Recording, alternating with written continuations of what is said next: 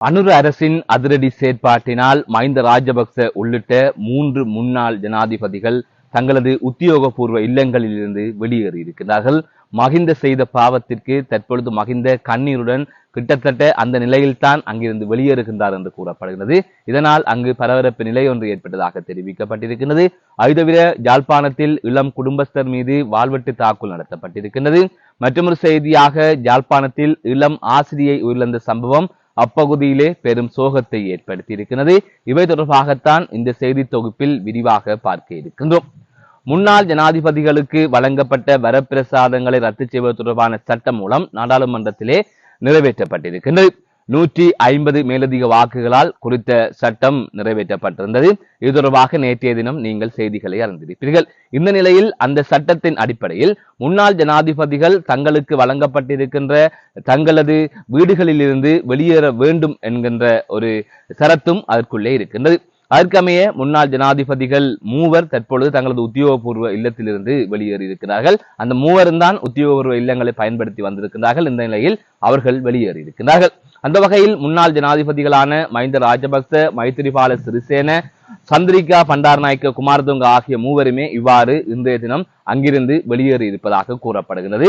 இறுதியாகத்தான் மஹிந்த ராஜபக்ச அவர்கள் வெளியேறி இருக்கின்றார். அந்த வகையில் கொழும்பு விஜயராம இல்லத்திலிருந்து மஹிந்த ராஜபக்ச அவர்கள் கம்பாந்தோட்டைக்கு செல்லுகின்றார் என்கின்ற செய்தி சற்று முன்னர் கிடைக்கப்பட்டிருக்கின்றது. இந்த நிலையில் இலங்கைக்கான சீன தூதுவர் உள்ளிட்ட வெளிநாட்டு முக்கியஸ்தர்கள் மஹிந்த ராஜபக்சவை சென்று பார்த்திருந்தார்கள். அதை தவிர கட்சி முக்கியஸ்தர்கள், பொதுமக்கள் என்று அனைவருமே அங்கு சென்றிருந்தார்கள். மஹிந்த ராஜபக்ச சற்று முன்னர் அங்கிருந்து வெளியேறி இருப்பதாக தெரிவிக்கப்பட்டிருக்கின்றது. ஒரு யுத்தத்தை முடிவுக்கு கொண்டு வந்த ஜனாதிபதிக்கு இவ்வாறு இந்த அரசாங்கம் செய்கின்றது என்கின்ற விமர்சனங்களையும் மஹிந்தவின் ஆதரவாளர்கள் முன்வைத்து வருகின்றார்கள். இதனால் அங்கு பதட்டமான சூழல் நிலவி வந்தது. இது தொடர்பான செய்திகள் அனைத்து இடங்களிலும் வெளிவந்து கொண்டிருக்கின்றது. நீங்களும் அதனை அறிந்திருப்பீர்கள்.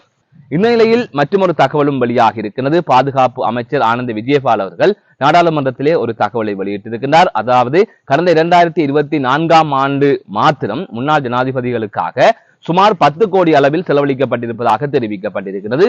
10 கோடிக்கு சுமார் 15 லட்சம் குறைவு. இந்த வகையில் பார்த்தீங்கன்னு சொன்னால் சுமார் 9 கோடியே 85,50,000 ரூபாய் வரை இவர்களுக்காக கடந்த 2024ஆம் ஆண்டு செலவிடப்பட்டிருப்பதாக பொது பாதுகாப்பு அமைச்சர் ஒரு தகவலை நாடாளுமன்றத்திலே வெளியிட்டிருந்தார். ஆகவே கிட்டத்தட்ட சுமார் 10 கோடி ரூபாய் நிதி இதனால் வீண்விரயம் செய்யப்படுகின்றது, மக்களின் வரிப்பணம் வீண்விரயம் செய்யப்படுகின்றது என்கின்ற கூற்றும் கூறப்படுகின்றது. இதற்கு முதலே தொடர்ச்சியாக அனுரகுமார் திசாநாயக்க அவர்கள் கூறி வந்தார், இவ்வாறு உத்தியோகபூர்வ இல்லங்களில் இருந்து முன்னாள் ஜனாதிபதிகள் வெளியேற வேண்டும், குறிப்பாக மஹிந்த ராஜபக்ச அவர்கள் வெளியேற வேண்டும் என்று அவர் தொடர்ந்து வலியுறுத்தி வந்தார். இதிலே ஒரு சிறப்பான விடயம் என்னவென்று சொன்னால், அனுரகுமார் திசாநாயக்க இதனை சரியான முறையில், அதாவது மிகவும் நேர்மையான முறையில் செயற்படுத்தி இருக்கின்றார் தான் கூற வேண்டும்.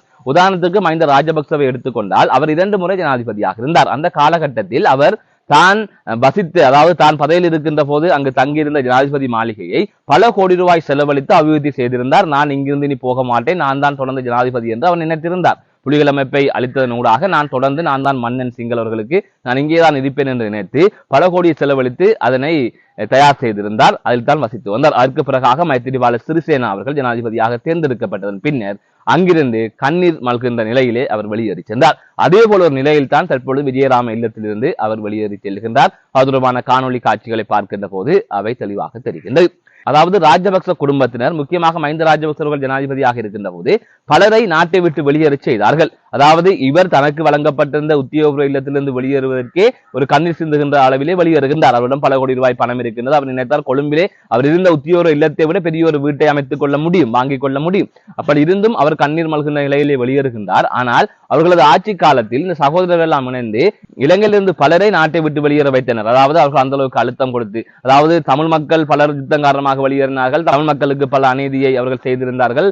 தமிழர்களில் பல முக்கியஸ்தர்கள், தொழிலதிபர்கள் எல்லாம் இந்த கப்பம் கேட்டு மிரட்டியமையால் எல்லாம் போயிருந்தார்கள். அதை தவிர ஏனைய காரணங்களால் ராஜபக்சக்கு கீழ் இயங்கிய ஒட்டுக்குழுக்கள் செய்த அநியாயங்களால் எல்லாம் பலர் போயிருந்தார்கள். அதே போல யுத்தம் காரணமாகவும் போயிருந்தார்கள். அது ஒரு புறம் இருக்கு. சிங்கள அரசு அதிகாரிகளே, அதாவது நேர்மையாக செயற்பட்ட அதிகாரிகளே இந்த ராஜபக்ச குடும்பத்தினரின் தொல்லை தாங்காமல் அங்கிருந்து வெளியேறி இருந்தார்கள் என்று அந்த அளவு அச்சுறுத்தல்கள் கொடுக்கப்பட்டது. அதை விட பலர் சொத்துக்களை அவர்கள் வலுக்கட்டாயமாக வாங்குவதற்கு முயற்சித்தார்கள் என்கிற குற்றச்சாட்டுகள் எல்லாம் அவ்வப்போது தொடர்ந்து கூறப்பட்டு வந்தது. இதிலே அனுரவை பாராட்ட வேண்டும் என்று நான் சொல்வது எதற்காக சொன்னால், அனுரகுமார் திசாநாயக்க அவர்கள் ஜனாதிபதியாக இருக்கின்றார். ஆனால் ஒரு ஜனாதிபதியாக ஒருவர் இருக்கின்ற போது, அவர் அந்த பதவியிலிருந்து போகின்ற போது தனக்கு ஏற்றவாறு சட்டங்களை அமைத்து தான் சுகபோகமாக கௌரவமாக வாழ வேண்டும் என்றுதான் ஒவ்வொரு ஜனாதிபதிகளும் நினைப்பார்கள். ஆனால் அனுரகுமார் திசாநாயக்க அவர்கள் கொஞ்சம் மாறுபட்டவராக இருக்கின்றார். நான் வெளியேறினால் வீட்டை போய் இருப்பேன், எனவே உத்தியோக இல்லங்கள் எல்லாம் தேவையில்லை, மக்கள் வரிப்பணத்தை வீணாக்க தேவையில்லை.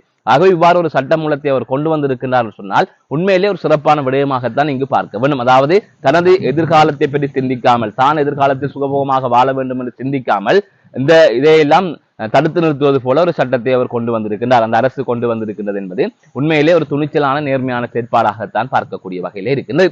இதனை தாண்டி இவர்களுக்காக செலவிடப்படுகின்ற நிதி என்பது, அதாவது முன்னாள் ஜனாதிபதிகளுக்காக செலவிடப்படுகின்ற நிதி என்பது வரவு செலவு திட்டத்தில் இந்த நிதி என்பது ஒரு பொருட்டே இல்லை. ஆனால் இவ்வாறு கொஞ்சம் கொஞ்சமாக பல இடங்களில் மக்களின் வரிப்பணம் வீணாகிக் கொண்டிருக்கிறது. சிறுதுள்ளி பெருவெள்ளம் என்கின்ற அடிப்படையில் இவ்வாறு மிச்சப்படுத்துவதன் ஊடாகத்தான் எதனையுமே செய்துவிட முடியும். அதேவேளை அரசு திணைக்களங்களிலும் நிதி முறைகேடான முறையில் கையாளப்படுகின்றது. அதை தவிர நிதி சரியான ஒழுங்கற்ற முறையில் பயன்படுத்தப்படுகின்றது. அது தொடர்பாகவும் தொடர்ந்து நடவடிக்கைகள் எடுக்க வேண்டும் என்பதுதான் மக்களின் கருத்தாக இருக்கின்றது. மற்றொரு செய்தியாக, யாழில் இடம்பெற்ற வாள்வெட்டு சம்பவத்தில் இளம் குடும்பஸ்தர் ஒருவர் படுகாயமடைந்திருப்பதாக தெரிவிக்கப்பட்டிருக்கின்றது. யாழ்ப்பாணம் குறும்பசிட்டி தெல்லிப்பளை வைத்தியசாலை வீதியிலே இந்த சம்பவம் பதிவாகி இருப்பதாக கூறப்படுகின்றது. இன்றைய தினம் இந்த சம்பவம் பதிவாகி இருக்கிறது. இந்த சம்பவத்தில் தர்மராசா தினேஷ்குமார் எனப்படுகின்ற 32 வயதுடைய 2 பிள்ளைகளின் தந்தையை, அதாவது இளம் குடும்பஸ்தரே காயமடைந்திருப்பதாக கூறப்படுகின்றது. 3 மோட்டார் சைக்கிளில் சென்ற 6 பேர் கொண்ட குழுவினர் இவ்வாறு வாள்வெட்டு தாக்குதலில் நடாத்தியதாக தெரிவிக்கப்பட்டிருக்கின்றது. காயமடைந்தவர் தற்பொழுது தெல்லிப்பளை வைத்தியசாலையில் அனுமதிக்கப்பட்டிருப்பதாக தெரிவிக்கப்பட்டிருக்கின்றது. இதேவேளை பலாலி மற்றும் அச்சுவேலி போலீசார் இது தொடர்பான விசாரணைகளை முன்னெடுத்து வருவதாகவும் தகவல்கள் வெளியாகி இருக்கின்றது. இதனால் அந்த பகுதியிலே பாதுகாப்பு பலப்படுத்தப்பட்டிருக்கிறது. இந்த வாள்வெட்டு சம்பவம் என்பது அந்த பகுதியில் பெரும் அதிர்வலைகளை ஏற்படுத்தி இருக்கின்றது. தொடர்ந்து யாழ்ப்பாணத்தில் இவ்வாறான வாள்வெட்டு தாக்குதல் சம்பவங்கள் இடம்பெற்று வருகின்றமை குறிப்பிடத்தக்கது. மற்றொரு செய்தியாக, யாழ்ப்பாணத்தில் இளம் ஆசிரியை உயிரிழந்த சம்பவம் பெரும் சோகத்தை ஏற்படுத்தி இருக்கிறது.